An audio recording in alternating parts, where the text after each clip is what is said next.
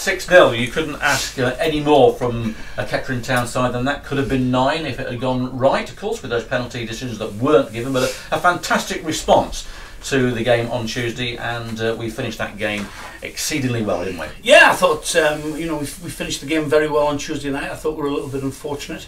Decisions didn't go for us Tuesday night. They didn't go for us at all on Tuesday night, and I thought, without wanting to get myself into trouble, I thought the 3 officials could have done better, shall we say? But that's water under the bridge now. It's gone. Yep, it has gone. No point in looking back on it. We can't affect. We've always said in the dressing room, we can't affect history, but what we can affect is the future. So. And you affected it very well today. Let's start off with goal number 1. Then that was Rennie Howe's goal on 10 minutes. Talk us through this one, John. Beautiful finish. Yeah, excellent finish from Ren. That's what he's capable of. He just, used his physical strength, just shrugged off the defender. Got himself into the box there and pulled the trigger. An excellent finish. I thought Rennie was excellent today. One of his better games for us this season. Outstanding, and thoroughly deserved his man of the match award. So that was Rennie Howe's 7th goal, league goal of the season, and dispatched that to it with aplomb, as we know he can do. Then it became 2-0 20 minutes later with Tom Marshall's opening goal for the club. And what a powerful header, unmarked, wasn't he? Yeah, it's a corner routine that we work on, and Tom really doing Brett's job today. But he's came in, and as soon as I saw the ball heading towards him, I just said goal here, because the boy is so strong in the air. Excellent finish, excellent headed goal, excellent finish. Like I say, one that we've worked on, and it worked to perfection today. It did. So that was 2-0. It could have been 3-0. It was Honus that was brought down. Sorry, O'Connor was brought down for the penalty, and he unfortunately missed this one. Yeah, that's his 3rd miss. It is, yes, and he fancied it today. It should have been Rennie on penalties, but Aaron has taken responsibility. And unfortunately, he's put it wide. So one of those things. One of those things. And as a player, he's very professional, and he just picks himself up and got on with it. And I thought he was very effective today, Aaron, over the course of the time he was on the pitch. He was. Well, 2-0 at half time, soon became 3-0 with a bit of a disputed goal. Who do you give it to? It was given to Howe after O'Connor initially was given the goal. Yeah, I think if you look, it probably hasn't crossed the line, and Rennie has just finished it off. It's without goal line technology, it's one of those hard ones, isn't it? We have got goal line technology. They're called fans. Yes. Yeah, but they say everyone's a goal. I think you've got to give that to Ren. It was a good striker's goal. He's reacted very quickly to a little knockdown in the box there, and finished it. So I think you've got to give that to Ren. And then perhaps the goal of December. We've just had the goal of October and November awarded to Ben Tozen, but this Gary Storer goal was an absolute beauty. Absolute cracker, wasn't it? Quick feet, lovely little feet in the box, and then just jinx past. There you go, past 1, past 2, and bang. Lovely, great goal. I think that got the whole bench up. Players on the bench love goals like that, and it got the whole bench up celebrating that one. It was excellent finish. Well done, Gaz. And then I think he's been a revelation since he broke into the team. I think he's been an absolute revelation. He's a great pro. I have to say this about the boy. He's a great pro. His attitude is absolutely spot on. His attitude, his attitude and application in training and in games is first class, and I'm just delighted for the boy. And it's a big step up for him, isn't it? Really, I suppose. Yeah, it is, and he's taken his chance. Love working with him, and I'm just delighted for him, as I said, delighted for him, as is everybody, because he's so honest and he's so hard working. Well, it was a tell now of 3 penalties, 2 that weren't given, one on Reese Holmes that looked worse than the one that was given in the first half. Your view on this one? Bang on. Watch, he turns the boy, legs there. That's a penalty all day. And then even worse, John, was the one on Kelvin Thomas, or Kelvin Thomas, should I say? This was. How can you not give that? Well, I mean, we all had a little bit of a dig at the assistant, because it's his call. When you think look where it is. and it's got to be the assistant's call. I don't know if the referee might have been a little bit blindside or whatever, but the assistant has to make the call there. I mean, that is nailed on, Paul. That is absolutely nailed on. It's embarrassing that it wasn't given, to be fair. You know. And then we did finally get one, and it was Ben Stevens. It was Matty Stevens, who had just come on as a substitute. He took this one. It was a foul on him, and he took that one, sending the goalkeeper the right way, but it was well taken, wasn't it, down the middle, and 5-0. He's another kid who's a great pro. You know, another one who gives you everything, no matter whether it's training or match days. He gives you 100%, and everybody loves him. Everybody at the club loves him, and I think everybody's delighted that he's got his 2 goals today. Yeah, let's look at number 6. It was a great little finish from Matty, a little cameo he's brought on there. 2 goals. Did rather similar at Kings Langley, came on late and got 2 goals, didn't he? And, he did, yeah. Woofed that one in there. Bit unfortunate with the first header, wasn't he? Was it him? I think it was Matty. He wasn't got the first header yet. Come back off the bar, and he's reacted quicker than anybody else and finished it. And lovely. I'm delighted for the lad, because is there any chance that we're going to be able to keep him in January? Do you know? I think the negotiations are in progress at the moment, and we'll just see, you know, the outcome of that. It's obviously it's Peterborough United's call as to whether they extend, but you know, I'd certainly be very hopeful that we can extend, because, like I say, he's a lovely kid. He's a great pro, and just a wonderful kid to work with. So.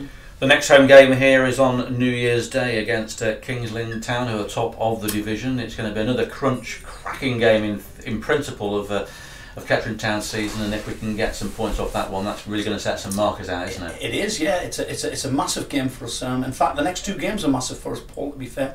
You know, St Ives, St Nate's will not be easy. They're the informed team at the moment in the league, and Kings Lynn's a real crunch, isn't it? And you know, New Year's Day, after the turkey, and after the New Year's Eve celebrations, I hope it's a big crowd. And I hope you know that the everybody turns out for what is going to be a very, very important game for us. Marcus said on Tuesday night after that defeat against Hereford that if we can replicate the first half of the season, we end up with around 96 points. Surely, if we do get 96 to 100 points, if we're not champions and or not in that playoff position, then surely something's gone majorly wrong. You would, I think there'd be a lot of distraught people at this football club if we don't make the playoffs with 98 points. That you know.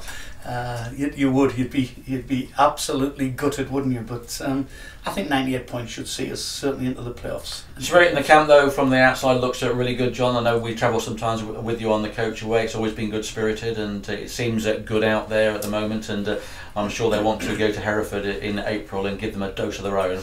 Yeah, I mean, you know, as a coach, I can't fault this group of players. You know, they apply themselves, they work hard. You know, as you know, we had a very, very hard pre-season, and the players have reacted to that. We work hard in training, you know, every week, and they respond to everything we ask them to do. The atmosphere, as you say, in the dressing room, it's a good dressing room. The players are very together. I mean, as you saw when the little bit of aggro kicked off, you know, there was all the handbags. Yeah, the handbags. There was 10 of our players in there, and then Whitey joined later on, you know, and that's, I think that's just indicative of how they are as a group of players. They want to stand up and be counted for each other, you know, and I think you know, that was what it was all about. Was Aaron claims that the 4 therefore spat at him, Alex Ward, which is if that has happened, isn't it? I've got no reason to doubt Aaron, because he's an honest lad. That is totally unacceptable. Exactly. That is just the ugly face of football. We had a player a couple of seasons ago who was banned for around, I think, 4 or 5 games for spitting. You know, and it's just not acceptable in this game, is it? To me, it's a seasonal ban. I think it's the worst thing anybody can do. It's obscene. It's horrible. Okay, John, well, thank you very much for coming in. Have a great Christmas, have a great New Year, and we'll be back here against Kings Lynn. It's going to be somebody who's quite a stranger to the Kettering Town fans, who's been in for a little while, but as John leaves, somebody else comes in. And it's the man with the perfect face for radio. I thought that was being Ed, but it is James Brighton who's see you, Cookie. Coming in. Thank you, John, Christmas, and you too. Yeah, have a great one. Have a great one. All the best. So John at Ramshaw leaves, and James Brighton gets in the seat. Not too bad. A little bit of a debut then on the microphone upstairs. Oh no, yeah. How did that go then? As expected, I don't really talk much anyway. So I'm going to wind you up. I'm going to get well, here we go. I'm winding you up. But it was a great performance, wasn't it? The perfect way to bounce back, as John said. And you watched it from the gantry in the first half. Second half, you're in there having a cup of tea, I know. But it was a great performance, wasn't it? Yeah, I mean, you can only play to get what you're up against. And to be fair, like, no disrespect to Dunstable, but they're the greatest of teams we've played this season. So, and they're down there for a reason. But the boys did well. Did what you got to do against these top teams, get the goals and get your goal difference up and get the 3 points. Of the 6 goals, which one do you think was your highlight? We know we Gaz's. Yeah. You want to see that one? Let's put that one on for James one more time. It's a great goal, isn't it? Someone said to me it's a bit Gascoigne-ish against Scotland in that Euro '96. Is this his first goal? No. Second, I think it is. Second. Yeah, he's done him there and then he's done him there. And it went off. So what's going on there, please, Ryan? That's Tom Marshall banging one in. Here we go. Yeah, he's just disguised in there and he's done in there and then it's a good low finish. Goalkeeper should have probably done better that near post, but it was a good finish though, wasn't it? Yeah, I think you're a bit harsh on Gaz there. I think that's just a good goal. Yeah, he takes it. Yeah, to be fair, keeper hasn't moved, has he? So and probably hasn't seen it, but a great strike and great skill there from Gary Straw. His first goal was the other end and it was another cracker. Earlier on in the season, I think when we beat Merthyr 5-0, so he likes getting in when we win 5 and 6-0, doesn't he? So, yeah. But how frustrating is it for you being on the sideline since that game against, we can't mention the name, down Hayden Road, that's all I'll say, but how frustrating has it been for you with your injury? Yeah, very frustrating. Like I said to you upstairs, I hate watching games without knowing that I can't play. It's just so frustrating. I mean, I can't wait to get back out playing on the pitch because it's what I love. So. Well, we all know what you can do, those free kicks, and your player of the season a little while ago, or had some awards at one of our... a couple of years ago, wasn't it now? Yeah. But yeah, I mean, I just, like, it's better for the team, it's a competition. I mean, Ben's doing well at left back, and we got Gaz getting in the team, Lyndon, Reece still on the left wing, so it's not going to be easy to get back in the team. But hopefully in the new year, when I'm back fit, I can push the team and make it more competitive. Yeah, it's hopefully that can go up. We've got, as you say, Kettering Town. That's the first game in the new year. Hopefully you'll be back for that. It's a bit of scar tissue, isn't it? I pulled the tendon in the back of my knee, and it's soft tissue all where it takes a while to repair apparently, but I'm on the mend. You're on the mend. And it is feeling better, so hopefully it's not too long now. So probably not too much more commentary then up there with the lads. He might hopefully see up there for a while. It's quite cool up there, isn't it? It's quite like, yeah, it does. You feel the wind. Yeah, it's a better view, but yeah, you do feel the wind up there. I must be curling normally, but there we go. Well, thanks James for joining us, and have a great Christmas and New Year. Hopefully that injury will improve. Thank you very much, and we'll see James a little later in action for the Poppies.